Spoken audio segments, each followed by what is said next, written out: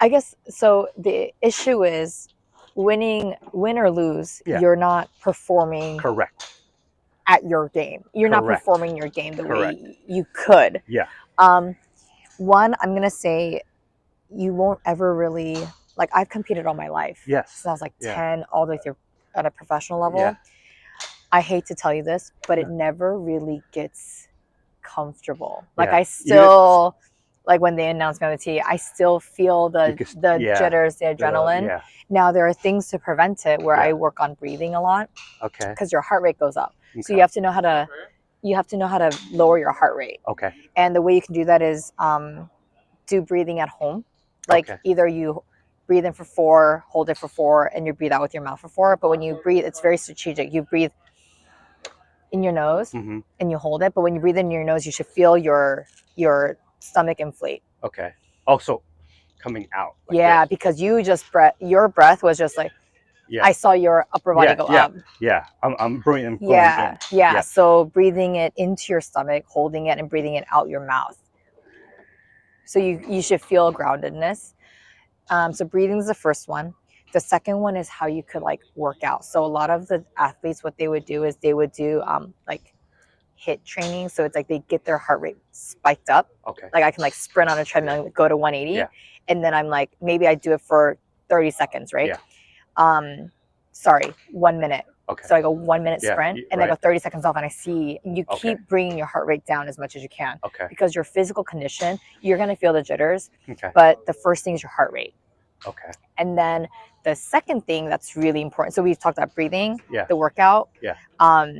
routine. The routine is absolutely the most important. And I'm talking about quantifying it. Like I can verbalize exactly what my routine is. Okay. So when I'm competing, I mean, even now, like I don't know any other way to play golf. Okay. So, do you know Annika Sorenstam? I'm sorry. Annika Sorenstam? Yeah. So her like Vision 54. So this is where I learned this routine. Yeah. She's a huge believer in like think box and do box.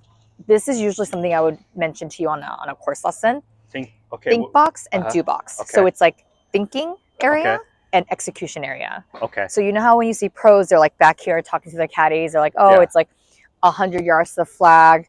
I want to land at 95. Yeah. Wind's blowing behind me, so it's playing like closer to 90. Yeah. The slope is below my feet, so I want to hit a little punch shot. Maybe I'm going to hit my 100-yard gap wedge and go 3/4. Yeah. So they blah, blah, blah, blah, blah, blah, and they measure the wind. Right. Okay. That's all the thinking. And they stay back here, and they like I have one half swing, right? Because my main swing thought has been my takeaway for a long time. So I go one takeaway and then go half swing, and then I go one full swing. So I do that every shot. A routine. I'm not saying that's going to be your routine. Whatever it is, it's something I have to do every single time. Correct, and I quantify it. Now, the swing thought could change. As in, maybe my coach is like, hey, you got to get to your left side better. So maybe my one half swing could be like my left heel coming up and down. Okay. So for me, I keep that flexible because my swing's always going to feel different.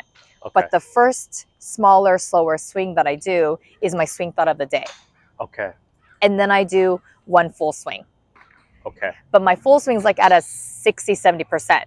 I don't go like full. Yeah. Okay. Yeah. Then I'm done with my practice swings. I step back here. I give my intermediate target. Okay. And then now you're in your do box. Okay. You don't think about your swing. You don't think about your numbers, your club, or whatever. I step in. I look at my intermediate target. I get my alignment. I look at the target once, and I have a little waggle. And I get comfortable and I look at the target one more time. So I look at the target twice. Then I breathe. And then I execute. So like quantifying that and doing that every shot is extremely critical. I think you kind of like answered the question already. Answered that question because